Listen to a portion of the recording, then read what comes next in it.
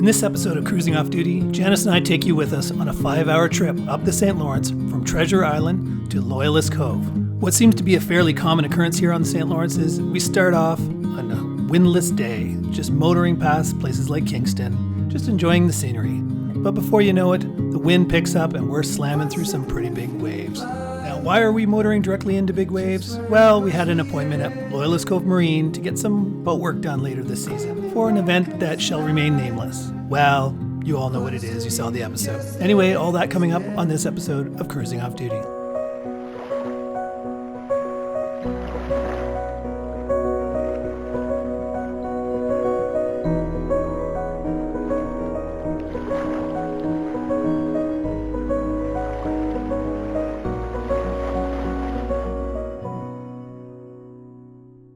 Good morning. Good morning. So don't let me scare you with my new facial hair. It's something I'm trying. I'm gonna go for a beard. Never done it before. I haven't objected yet. So Yeah, I asked her permission and she said try it. It goes. It's coming in a little whiter than I was hoping, but I guess since I have white up here, I can't expect to not have white here, but it's an experiment, so we'll see how it goes. If I do keep it, I'm gonna look a little more pirate, like a little "Arr, Billy" kind of thing, so we'll see. We're motoring because there's not enough wind to sail because we have an appointment tomorrow at Loyalist Cove Marine to get our boat appraised finally. To get Not fixed. appraised, well, quoted, estimate, for repairs. Yeah, for repairs, for that little lack of lifelines on the right side of my boat. So, and that's good. Finally, they've been so busy with the high water, everything got delayed this season, so they couldn't get us in until now. So, that's that. Yesterday we got here and we were thinking of getting a late start and motoring because it's about 4-ish hours because we're fighting whatever wind there would be from the west and the current. So, you know, we'd probably get under 5 knots, especially in a high wind. We might even get down to 4 knots of speed, and it's, 16, 17 miles away, nautical miles away. So it's a 4 to maybe longer hour of motoring. Or sailing if you could, but the wind was right on the nose yesterday and super windy. Yeah, like, white caps, hardcore. Yeah, crazy windy. Howling winds. Right into the wind would have been nasty to motor the whole way. So we thought the wind this morning was going to be a lot less, so we slept on the boat at the dock and got an early start. Like we were out of here by 8:15, which is... We're not morning people, so that's early. Anyways, yeah, so we're motoring. Still beautiful, sunny. It's a lovely morning. Variable day, so I'll do some filming. Janice is going to do breakfast while we motor, and probably have a shower while we motor. So, yep. All right. Okay. So I'll keep you up to date. Talk to you in a bit. Wolf Island is absolutely huge. It just goes on and on and on. One thing I gotta say is, man, they must not use any electricity from the mainland. There is just a ton of these windmills.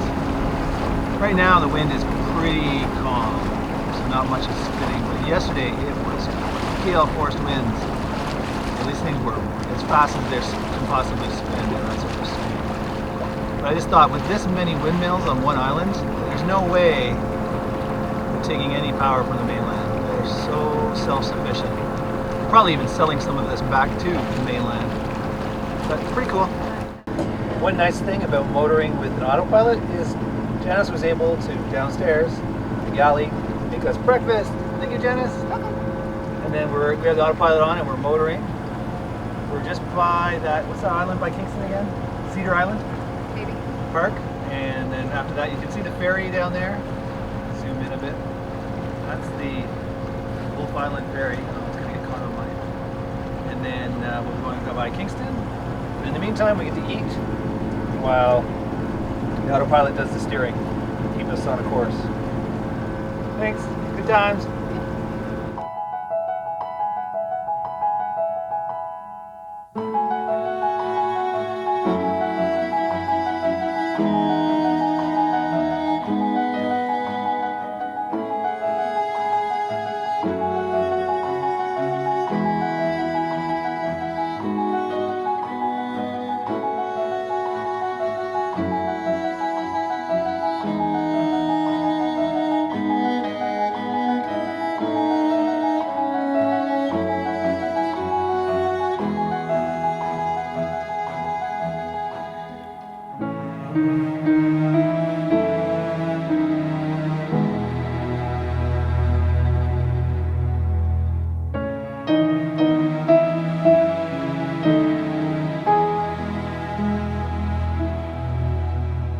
Just as we're getting close to Loyalist Cove, we see this creepy dead island, similar to the one we saw near Brockville. Cormorant birds, which eat fish, infest these islands that are in the middle of the river, and with all that bird poop, it just kills all the trees. And since we don't have smell-o-vision, you're gonna have to trust us, it doesn't smell very good either. Okay, we both got done doing our shower. Yep, fresh and clean. Yeah, it's such a good feeling to be clean. We're always surprised that we use our shower all the time. As long as you're motoring, you got hot water. Yeah, and other people we know, they tend to use their showers as storage or like never use them. Never. I don't understand why not. I know it's small, but it's just so nice to be clean and everything's handy. Like I prefer that to going to a shower place and having to bring a backpack full of stuff. Like in the PN Sailing Club, we used to have a Pinnies, which had showers, city-run showers for free up on the dock that the members had a code to get in. And everybody we knew would hike all their crap up to the top of the hill to go showering, never used their boat shower. And we always used it. Yeah. So anyways, we like the feeling of being clean. Tried it, try it. Yes. Usually you're motoring in or out of your harbor or somewhere a little along the way that you get a hot water And tank. the best part, I don't feel rushed because at Pinnies there's always a line, like, well, always somebody waiting outside. Yeah. So then here I can take my time and then I don't even have to like hurry up and get dressed. I can. And she takes like 5 times as long as I do because she's moisturizing. And then after I'll do the dishes or I'll clean the bathroom. Yeah, she's down there for a long time. The thing is I just get in. Now I don't even have to shave. It's really quick. Anything else? No. I'm going down to make tea. She's making tea. And we're getting close to, down there you see, we're almost probably 80% of the way there. So it's been a good ride. I'm glad we came today, not yesterday. Yeah, wind is only bananas yesterday. Yeah, it would have been crazy yesterday. Wind's only starting to pick up now. Alrighty, so when we get to Loyalist Cove Marina, we'll show you that. We've never been there. Yeah, so forward to it. Be the first time we see it as well. So we'll show you what it's like in case we ever want to change marinas. So that's it for now. Bye. Bye. Now we're starting to see the waves, the white caps. So it's just starting to build. Still not close to as crazy as it was yesterday, but you're starting to get pretty good headwind here. Wow. Imagine double this wind yesterday, so motoring directly into gale force winds would have been a really slow, arduous progress. One thing to keep in mind too when you're trying to motor into the wind. Before, when it wasn't windy, we were doing over 5 knots. Now that it's building, we're only getting the same RPM of motor. We're getting like 3.6, 3.8. So you imagine yesterday we would have been lucky to get 3 knots of speed to a gale force wind. The benefits of going straight downwind. Bashing into it and they're nicely sailing back. When we come back, we'll have this wind at our back. Janice is out enjoying the sun. Yep. I didn't make tea. I made whiskey coffee. Yeah, coffee, caramel creamer, and then whiskey. It tastes just like an Irish coffee. I'm waiting for one of these big waves to come over the front of the boat. Now it's not doing it. Of course, as soon as I turned off the camera, a big, huge wave slammed down and soaked Janice. So now she's on the other side. But anyways, I literally just shut it off, and then this big slammer came over the front.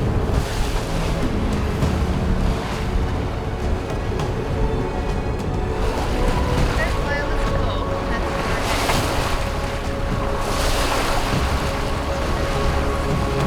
Okay, we made it here to Loyalist Cove Marine.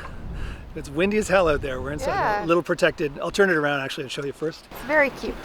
Very pretty. So there's a little bit of a tiny break wall. I was kind of hoping it would be higher so that the wind wouldn't still hit us, but at least the waves aren't here.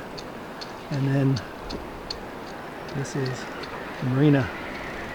It's not a huge marina, but supposedly they're renowned for their service work that they do to fix boats, and that's what we're here for. It's actually surrounded by a residential neighborhood. We're Yeah. going to go for a walk and see what's out Yeah, there. we're going to go for a walk. I just wanted to say we got here safely through the Yeah, I got to go on the bow and put on the fenders. That was fun. I wish I rode the whole bow. Fenders the whole way and- on the bow. and we didn't have a bow line because we left our bow line on our other dock and didn't think about it. Bow line.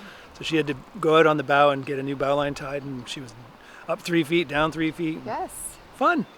I like that. She's a adrenaline I'll aholic. bring so- the jack line. Yes. yeah. We have some at home. We do have them, which just we're not used to. Meeting Not that them. that was that big of waves, but got much bigger than that. You'd probably want to tie yourself down to the boat. But yeah, somebody needed to go to the bow and tie a bow line on so that we could throw it to somebody if there was somebody. And nicely enough, there was a lady from. a lovely lady named Suzanne helped us. And Yeah. I tossed her the bow. She saw us coming in and knew it was windy. She's over on 2 boats over, and she saw us and came out and grabbed our bow line. So very friendly. Yes, I like it so far. So yeah, we're gonna go take a walk and probably bring a camera so you'll see what we see. Okay, we're going to take off from this point in the next episode. We walk around Loyalist Cove Marina, check it out for a bit, and then we walk into the town of Bath and check out a little small town Canadiana. As you can clearly see here, this town that's on the waterfront is feeling the effects of the water levels being 6 feet above normal. And we now realize why Loyalist Cove gets its name. You see, Bath, the town nearby, was settled by Americans fleeing during the Revolutionary War. They were loyal to Britain, and they're proud of that now. Murals like this on the walls, and many of the houses had British flags. Almost felt like we were in England there for a bit. And the good people at Loyalist Cove Marine worked on our windlass and got it working before we sail back towards Kingston. All that will be coming up in the next episode of Cruising Off Duty. Hopefully you've enjoyed this episode. If so, give it a thumbs up. Janice and I just got back from 2 weeks vacation where we sailed around. We crisscrossed Lake Ontario and go into a bunch of American cities, check in for the first time. That's interesting. And a bunch of other things happen, one where we almost lose our boat. Anyway, all that's coming up, so subscribe so you don't miss an episode. A very special thanks to the patrons that support the channel. It's because of them that I'm able to make these episodes. If you're interested in supporting the channel, please go to patreon.com/cruisingoffduty. Until next time, this is Craig signing off, wishing you safe cruising.